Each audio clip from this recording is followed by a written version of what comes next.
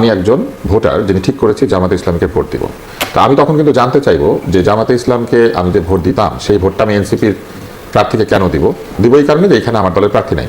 কিন্তু আমি তখন প্রশ্ন করব যে এনসিপির এই লোকটি বিজয়ী হলে আমার যে বলা ছিল যে আপনি কলি, আপনি এই টেলিভিশনে 5 ঘন্টা কাজ করবেন আর 3 ঘন্টা কাজ করবেন না, এটা কি আমার মানে এনসিপি মানবে? আর এনসিপির ভোটার হলে আমি জানতে চাইবো যে এই যে 5 ঘন্টা কাজ করবেন এবং 3 ঘন্টা করবেন না, এটাকে এনসিপিকে মানতে হবে? তো এই বিষয়ে তো পরিষ্কার কোনো জবাব ব্যাখ্যা হয় না। এরকম আরো বহু ইস্যু আছে যে ইস্যুগুলিতে কোনো ব্যাখ্যা নাই। আলাদা আলাদা ম্যানিফেস্টো দিয়ে আপনি নির্বাচন করছেন, কিন্তু সরকার তো আলাদা আলাদাভাবে করবেন না, যে তারপরে তো একটা সরকার তৈরি করবেন, তাই না? জোটের সরকার, সেই জোটের সরকারে যারা সংখ্যাগরিষ্ঠ তারাই জোটের সিদ্ধান্তকে প্রভাবিত করবে। ফলে বিজয়ী হয়ে গেলেই তো কথাটা শেষ হয়ে যাচ্ছে না, এরপরে 5 বছর দেশ চলবে। আমরা কি তখন দেখবো যে এই জোটের সরকারে এনসিপি বহু বহু সিদ্ধান্তে জামাতকে বিরোধিতা করছে, কারণ তাদের সঙ্গে জামাতে ইসলামের যে মূল রাজনৈতিক ধারা সেখানে অমিল রয়েছে? একটা সহজ প্রশ্ন আমার মনে জেগেছে, সেটি হচ্ছে এই সরকার অনেক সংস্কার চেয়েছে, যে সংস্কারগুলির পেছনে মুখ্য শক্তি একটি হচ্ছে এনসিপি। তরুণরা কিন্তু এই সরকারকে সংস্কারের জন্য চাপ দিয়েছে এবং সেই সব সংস্কারের মধ্যে অনেকগুলি কমিশন হয়েছে, নারী সংস্কার কমিশন হয়েছে, এবং এই নারী সংস্কার কমিশনের যে বিভিন্ন প্রস্তাব তাকে সরাসরি বিরোধিতা করেছেন যে কয়টি দল, তার একটা বিরাট অংশ এই জোটের মধ্যে আছে। এনসিপি কি নারী সংস্কার কমিশন বাস্তবায়ন চায় নাকি চায় না? আমরা শুনি তো এইটা তো আমার ভোটার হিসেবে একটা প্রশ্ন হবে। ফলে এই সব প্রশ্নগুলি খুবই গুরুত্বপূর্ণ। কেন এই ধরনের ঐক্য এনসিপিকে ক্ষতিগ্রস্ত করতে পারে, এই চিন্তাটা এনসিপির করা দরকার ছিল। আজকেই জয়ী হওয়া দরকার নাকি 5 বছর পরে জয়ী হলেও হবে? আজকেই জয়ী হওয়া দরকার। কার জানেন? এলডিপি নামে একটা লুজার্স ডেমোক্রেটিক পার্টি গিয়েছে না ওইখানে, এই লুজার পার্টিটার আজকে জয়ী হওয়া দরকার। কারণ 5 বছর পরে এদের নেতারা আদৌ নির্বাচন করার মতো শারীরিক সক্ষমতায় থাকবেন কিনা, এইটা কিন্তু একটা প্রশ্ন। ফলে এটা অনেকের জীবনে শেষ নির্বাচন, ফলে তাদেরকে জিততেই হবে, একটা সংসদ সদস্য পদ পেতেই হবে, এই আগ্রহ থাকতে পারে। কিন্তু এনসিপি তো একদম তরুণ, তাদের সামনে পুরো ভবিষ্যৎ আছে, মানুষের আস্থা আছে, বিশ্বাস আছে, এবং একটা তরুণ প্রজন্ম তাদের সঙ্গে, তাদের বন্ধু বান্ধবেরা আন্দোলন করেছে, তাদের পেছনে সমর্থন রয়েছে, যারা একটা পুরো প্রজন্মকে প্রতিনিধিত্ব করে। তারা কেন এই পুরনো বাতিল রাজনীতির সঙ্গে গিয়ে নিজেদেরকে যুক্ত করবে? এইটা আমার একটা প্রশ্ন, এই প্রশ্নের উত্তর আমি পাই নাই। যেহেতু মনোনয়নপত্র দাখিল হয়ে গিয়েছে, জোট হবে, জোটে নির্বাচন হবে, ভোট হবে, কে জিতবে কে হারবে পরে বোঝা যাবে। কিন্তু আমার এই জায়গাটিতে ভোটার হিসেবে নিজেকে অসহায় মনে হয় যখন কেউ আমাকে প্রতিশ্রুতি দিয়েছিল যে নতুন বাংলাদেশ তারা গড়ে তুলবে, কিন্তু পুরনো সে ব্রিটিশ আমলের রাজনীতি মানে শুরু করা দলের সঙ্গে তারা ঐক্য করেছে। এইটা আমাকে খুব আশাহত করেছে। জি, আপনি আলাউদ্দিন মোহাম্মদ, আপনি শুনলেন একজন ভোটারের চিন্তার জায়গা আপনি শুনলেন, এবং সেই জায়গা থেকে তাহলে এখন উত্তরে জানবার পালা। এনসিপি কি তাহলে আসলে মানে এই সমীকরণগুলো বা এই হিসাবগুলো কি এনসিপি করেছে?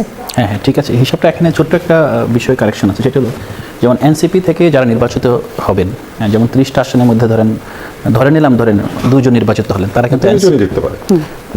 একটা ধরেন আমি সবচেয়ে কম, অথবা আমি 30 জনে জিতলেন, হ্যাঁ মানলাম, থ্যাংক ইউ।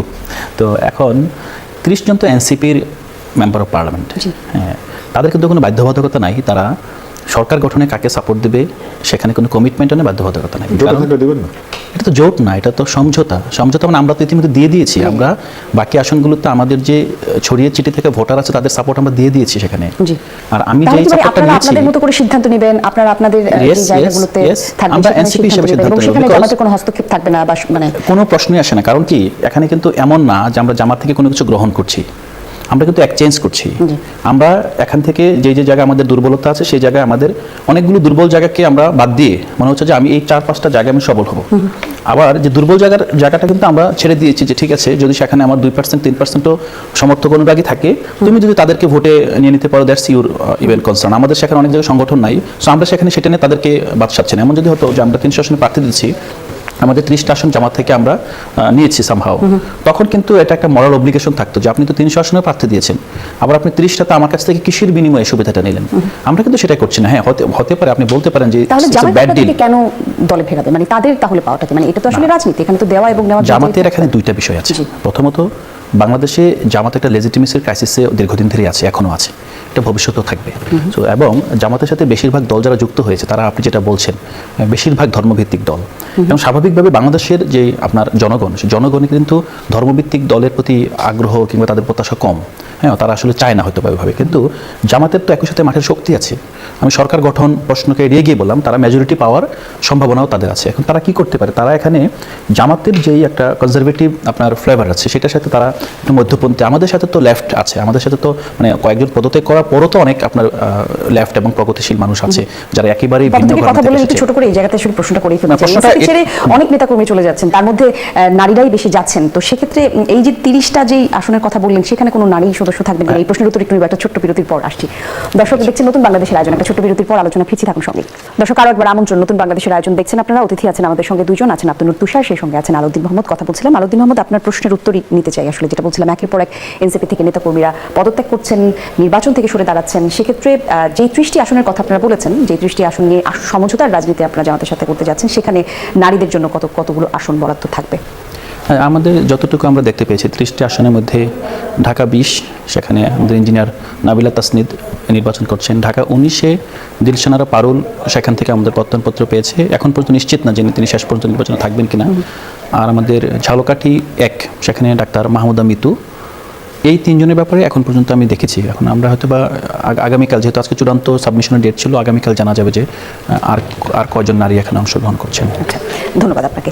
আব্দুল তুষার, বাংলাদেশের রাজনীতিতে এই যে আমরা এখন যেটা দেখছি যে একের পর এক এই দলের সাথে আসলে যে সংযোগ, দল ছেড়ে আরেক দলে যুক্ত হচ্ছেন, মূলত যদি বলি একটু স্পেসিফিক করে যদি বলতে চাই তাহলে অলি আহমেদের কথাই বলবো, জামাতের সঙ্গে তার যে যোগ, সেই জায়গায় এই রাজনীতিতে একটা হজবরল পরিস্থিতি তৈরি হয়েছে কিনা, মানুষ আসলে কোন দিকে যাবে, মানে আদর্শগত জায়গা থেকে তো মুক্তিযুদ্ধের একটা আদর্শ, জামায়াতের একটা আদর্শ, এনসিপি একটা আদর্শ নিয়েছিল, তারা যদিও বলছে যে আসলে তারা সমঝোতার রাজনীতিতে যাচ্ছে, মানে রাজনীতির প্রেক্ষাপটটা একটু হজবরল হয়ে গেল কিনা?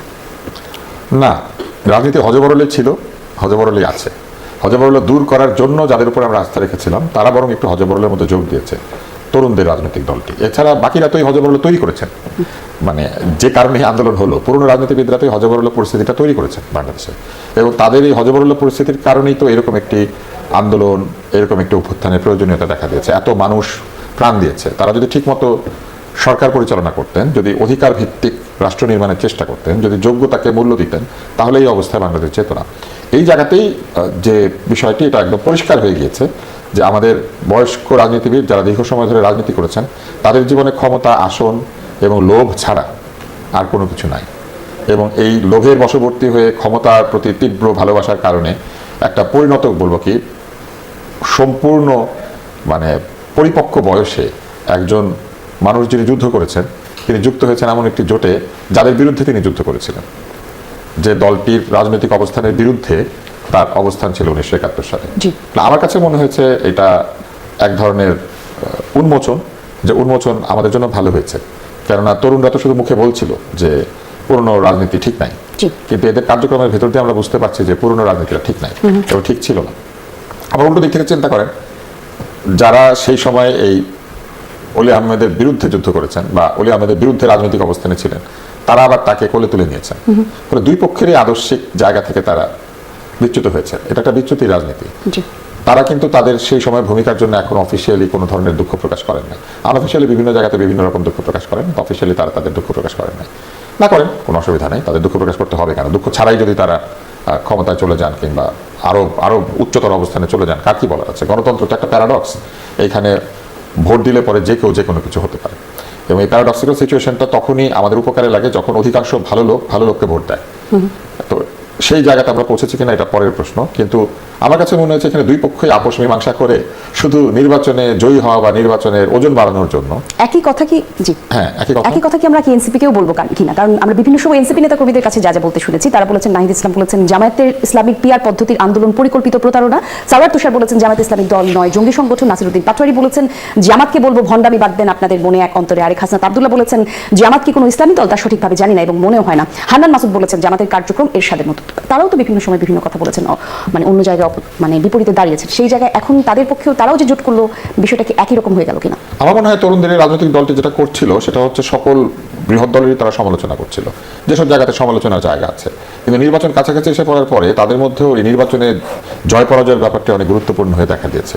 যেটি আমি তাদের পরামর্শ দেওয়ার মতো জায়গা থাকলে আমি বলতাম যে এই নির্বাচনে জয় পরাজয় চিন্তা করার কোনো প্রয়োজন নাই, কেননা এটি একটি দলের জন্য শুরুর নির্বাচন, আর বহু দলের জন্য এটা হচ্ছে শেষের নির্বাচন। তো তারা কিন্তু আসলে ধৈর্য ধরতে পারতো আমার কাছে মনে হয়, 5 বছর পরে আরো বেশি আসন পেতে পারতো, 10 বছর পরে আরো বেশি, এবং 15 বছরের মাথায় তারা একটি ফর্মিডেবল ফোর্স হিসেবে রাজনৈতিক ময়দানে থাকতো। এই কারণে যে তারা তখন মধ্যবয়সে পৌঁছাতো এবং তাদের নিচের দিকে বিরাট সমর্থক থাকতো তাদের। যেমন এখন তো হয়তো অনেক সমর্থক আছে তাদের, যাদের বয়স 14, 15, 16, এরা তো এবার ভোট দিচ্ছে না, কিন্তু 5 বছর পর তো তারা ভোট দিবে। তাদের সামনে গ্রো করার অনেক অপরচুনিটি আছে। আর এই এলডিপি যদি বলেন এরকম দলগুলির কি হবে, এই দলগুলির ভোটার সংখ্যা এমন অবস্থায় কমবে যে পরে নাম উচ্চারণ করার মতো লোকজন পাওয়া যাবে না আগামী 5 বছর পরে। ফলে কিছু দলের ভোটার কমছে আর কিছু দলের ভোটার বাড়ছে, ফলে এরা তো ভোট বাড়ার দিকে আর ওরা তো ভোট কমার দিকে। কিন্তু যখন ভোট কম আর ভোট বাড়া একই প্ল্যাটফর্মে গিয়েছে, তখন আমার কাছে মনে হয়েছে যে এটা মূলত স্বার্থের ঐক্য। আপনি যে একটা সুন্দর হেডলাইন দিয়েছেন না, দলে বলে কৌশলে, তো মানুষ কি করে, ছলে বলে কৌশল করে।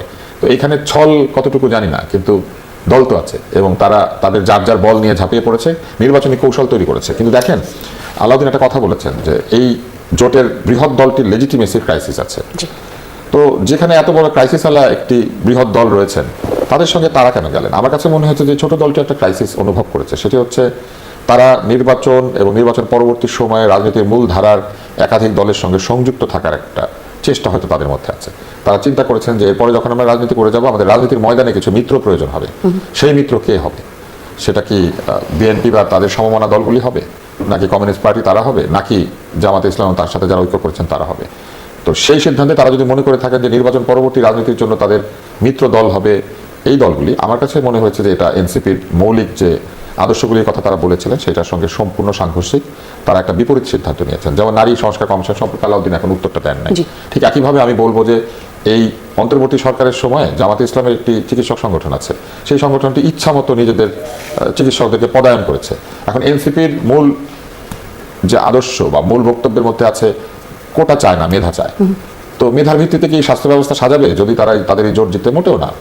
এনসিপির তো চিকিৎসক সংগঠন নাই, জামাতের তো চিকিৎসক সংগঠন। আমি কিন্তু এটা সংশোধন করে দিয়েছিলাম যে এটা কিন্তু যারা নির্বাচিত হবে তখন কিন্তু আমরা এই জোট করে সরকার করব কি করব না, ওই আপনি সরকার করবেন না, কিন্তু জোটে গিয়েছেন মানে একটা কমিটমেন্ট আছে কিন্তু যে সরকার গঠনের সময় আপনি সমর্থন দিবেন। না হলে তারা কি কারণে আপনাদের জোটে নিয়েছেন?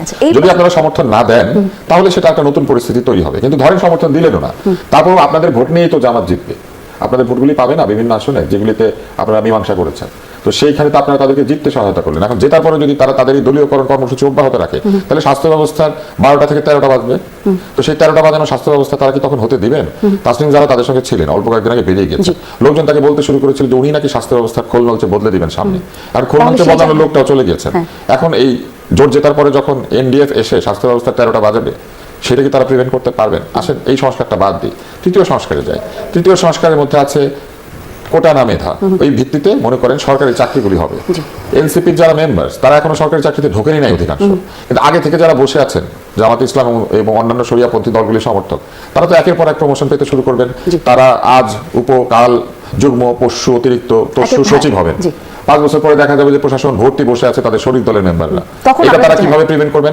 তাদেরকে তো তখন ইন্টারভিউ দিতে হবে, তখনও তারা বিসিএস করছেন, বিসিএস এ পরীক্ষা দিচ্ছেন। এরকম অসংখ্য চ্যালেঞ্জ আসবে সামনে তরুণদের। ফলে মেধাভিত্তিক শাসন ব্যবস্থা তৈরি করতে চাইলে এই জোটে যাওয়াটা একটা সম্পূর্ণ ভুল সিদ্ধান্ত। আমরা আলাউদ্দিন মোহাম্মদের কাছে এর উত্তরও জানতে যাবো। একটা বিরতির সময় হচ্ছে, দর্শক সঙ্গে থাকুন, একটা ছোট বিরতির পর ফিরছি। আরো একবার আমন্ত্রণ, দর্শক দেখছেন নতুন বাংলাদেশ আলোচনার বিষয়। আজকে আমরা ঠিক করেছি দলে বলে কৌশলে। আমি জান্নাতুল কলি আপনাদের সঙ্গে ছিলাম এবং আলোচনার জন্য আমাদের সঙ্গে রয়েছেন জনাব আব্দুল তুষার, একই সঙ্গে আছেন আলাউদ্দিন মোহাম্মদ। কথা বলছিলাম, আলাউদ্দিন মোহাম্মদ প্রশ্ন রেখে গিয়েছিলাম আপনার কাছে। আসলে একজন ভোটার হিসেবে জনাব আব্দুল তুষার বলছিলেন যে নারী সংস্কার রিপোর্টের তাহলে কি হবে, চিকিৎসা ব্যবস্থার কি হবে, এনসিপি সেই জায়গাগুলো নিয়ে ভেবেছে কিনা। একই সঙ্গে উনি এটাও মনে করছেন যে এনসিপির জামাতের সঙ্গে এই মুহূর্তের যেই জোট, সেটা কি কিছুটা এনসিপির যেই মতাদর্শ সেখান থেকে এনসিপি পিছিয়ে পড়লো কিনা। প্রথমত আপনি যেটা বলছিলেন নারী সংস্কার কমিশন নিয়ে যে রিপোর্টটা হয়েছে, এই রিপোর্টটা কিন্তু দুর্ভাগ্যজনকভাবে অন্তর্বর্তীকালীন সরকারই বাতিল করে দিয়েছে। হ্যাঁ, এসে কিন্তু আগায় নাই। প্রথমে আমরা দেখেছি তাদের যেই আপনার প্রস্তাবনাটা ছিল সেখানে হয়তো বা আপনি ইনক্লুসিভিটি কিছু ঘাটতি ছিল। সরকারের উচিত ছিল যে এটাকে আবার রিফাইন করে নারী সংস্কার কমিশনটাকে পুনর্গঠন করে সেটা নিয়ে আগানো। এখন নারী সংস্কার কমিশন এটাই আছে কিংবা পরবর্তীতে যেটাই আসবে না কেন, আমরা কিন্তু আমাদের যেটা বলছি মধ্যপন্থা রাজনীতি, সেখানে আমরা অটল অবিচল। সো এখানে এমন কিছু হবে না যেটা আপনি মনে করবেন যে ধরেন তাদের কোনো আপনার ধর্ম অথবা দলীয় অবস্থান কেন্দ্রিক যদি কোনো গোড়ামি থাকে, আমরা অবশ্যই ফাইট করব এবং দলের ভিতরে ফাইট করবো এরকম না, বিকজ আমরা তাদের দল না, এটা বারবার বলছে যে, এবং এটাও বলছে যে আমরা 30টা আসনে জিতলে 30টাই আমাদেরই আসন। হ্যাঁ, যেটা সত্য এটা যে আমাদের কিছু কিছু ভোট তাদের কাছে যাবে, আবার এটাও সত্য যে তাদের ভোট আমাদের কাছে যাবে। তাদের ভোট আমাদের কাছে আসার কারণে যাতে আমরা যেমন ইসলামিস্ট হয়ে যাব না, আমাদের ভোট তাদের কাছে এই নির্বাচনে যাওয়ার কারণে এই কর্মীগুলো তাদের হয়ে যাবে। তাদের সাথে আমাদের ক্ষমতা তাদের কাছে থাকলে, ক্ষমতা তাদের হাতে থাকলে, ক্ষমতা তো বিএনপির কাছেও থাকবে। বিএনপির সাথে আমরা কিভাবে ফাইট করব? বিএনপির মধ্যে জমিয়তুল উলামা ওলামাকে দিয়েছে না? জমিয়ত ওলামার চেয়ে বড় কট্টর কে বাংলাদেশে কোনো গণতান্ত্রিক শক্তি আছে? কিন্তু জামাতের সঙ্গে আপনারা থাকবেন। জামাতের সঙ্গে আমরা নাই তো, আমি বললাম জামাতের সঙ্গে আমরা আছি নির্বাচনের জন্য। আমরা শুরুতেই বলেছি যেটা ভোট এক্সচেঞ্জ, এটার সাথে আমাদের 24 দফা আমাদের যে নিজস্ব ইশতেহার আছে। কিন্তু নাহিদ ইসলাম মানে আমরা তো জানতে পেরেছি যে এই জোটে বিজয়ী হলে প্রধানমন্ত্রী হবেন। না না, এটা একটা রিউমার, এটা করা হয় না। হ্যাঁ, এটা নিয়ে কোনো সিদ্ধান্ত হয় না, এটা নিয়ে আলাপ আলোচনা হয় নাই। আমরা বেশিরভাগ যে বিষয় নিয়ে আলোচনা করি সোশ্যাল মিডিয়াতে, বেশিরভাগ কিন্তু আপনার আনঅথেন্টিক, আপনার এখানে কোনো আমাদের কাছ থেকে অথবা কোনো জোটের কোনো কোথাও থেকে এটা হয় না, এটা আসে না ধরেন। দ্বিতীয়ত হলো আপনি যে বিষয়টা বলেছিলেন যে নীতি ও আদর্শ থেকে কিছুটা বিচ্যুত হলো কিনা, না আমরা মনে করি যে নীতি আদর্শ থেকে আমরা বিচ্যুত হইনি, বরং আমরা যেই রাজনীতিটা করতে চাই সেই রাজনীতিটা, হ্যাঁ এটা সত্য যে 300 আসন নির্বাচন করে আমরা হয়তো বা আরো সংহতি করতে পারতাম, কিন্তু আমরা ঝুঁকি এড়াতে চেয়েছি। আমরা 300 আসনে নির্বাচন করে যেই নীতি আদর্শ রাজনীতি করতে চাই সেটা হয়তো হোঁচট খেতে পারতো। এখন কিন্তু আমরা অ্যাসিওর করতে পারি যে আমাদের যদি 5 জন সংসদে কথা বলার থাকে, ইনশাআল্লাহ ভবিষ্যতে আপনারা দেখবেন যে আমরা এই 5 জন দিয়ে আমরা 24 দফার এবং আমাদের এনসিপি রাজনীতিতে 5 জন দিয়ে আমরা এনশিওর করব। জি ধন্যবাদ, অসংখ্য ধন্যবাদ তুষার স্যার, আপনাকেও ধন্যবাদ, আপনারা গুরুত্বপূর্ণ সময় দিয়েছেন। দর্শক